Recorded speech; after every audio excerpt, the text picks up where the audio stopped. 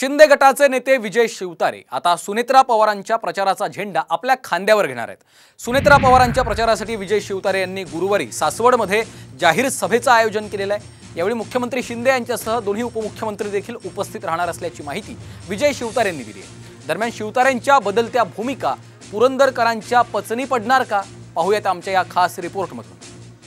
सुनेत्रा पवारांच्या प्रचाराचा झेंडा शिवतारेंच्या खांद्यावर। शिवतारे सासवडमध्ये घेणार जाहीर सभा। राजकारणाच्या तहात पुरंदरी बाणा मोडला। ही निवडणूक मी लढणार। तू करतोयस काय, तुला बघतोस हे बोल, माझा हवा की त्याला हवा का माहित पडेल ना। आता अजित पवारांनी सभ्यतेची सगळी नीच पातळी गाठली। हा विंचू आहे ना, विंचू अनेकांना डसलाय। प्रहार, घणाघात, जहरी टीका असे शब्दही अपुरे पडतील अशी आरोपांची सरबत्ती विजय शिवतारेंनी अजित पवारांवर केली होती। मात्र आता त्याच शिवतारेंनी सुनेत्रा पवारांच्या प्रचाराचा झेंडा आपल्या खांद्यावर घेतलाय। मुख्यमंत्री महोदयांना खूप अडचणीचं व्हायला लागलं त्यावेळेस मुख्यमंत्र्यांनी जेव्हा आव्हान केलं त्यावेळेस तिथे जाऊन मी थांबतो। पण मी थांबत असताना खरं म्हटलं तर ज्याला बऱ्याच लोकांनी पुरंदरचा तह असं बोललं गेलं, मी थांबतो, परंतु ज्या गोष्टीसाठी माझा संघर्ष होता त्या गोष्टी तरी जनतेच्या पदरात पडल्या पाहिजेत अशी भूमिका घेतली। अजित पवारांना पाठिंबा देण्याआधी विजय शिवतारेंनी पुरंदरचा तह केल्याचं म्हटलं। या तहानुसार मुख्यमंत्री आणि उपमुख्यमंत्र्यांनी पुरंदरच्या विकासासाठी निधी देण्याचं कबूल केलं होतं। याच आश्वासनांची घोषणा 11 एप्रिलला सासवडच्या पालखी मैदानात केली जाणार आहे।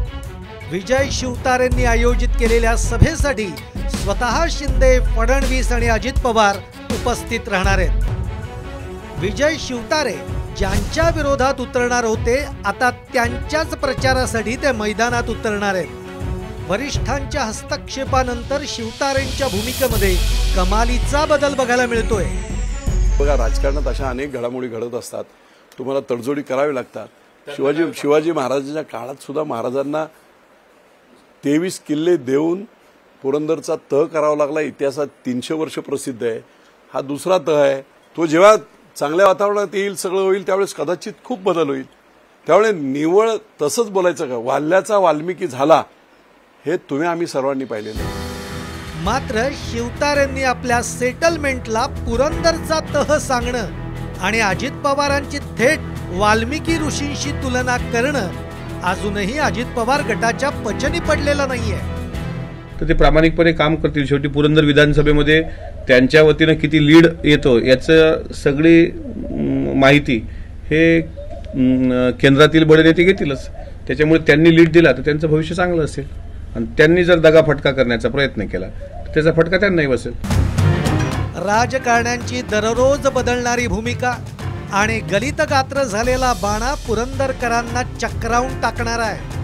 मात्र याच लोकसभा मतदारसंघात पवार यांचं विमान टेक ऑफ होणार का, याकडे सगळ्यांचं लक्ष लागलंय। ब्युरो रिपोर्ट, साम टीव्ही न्यूज।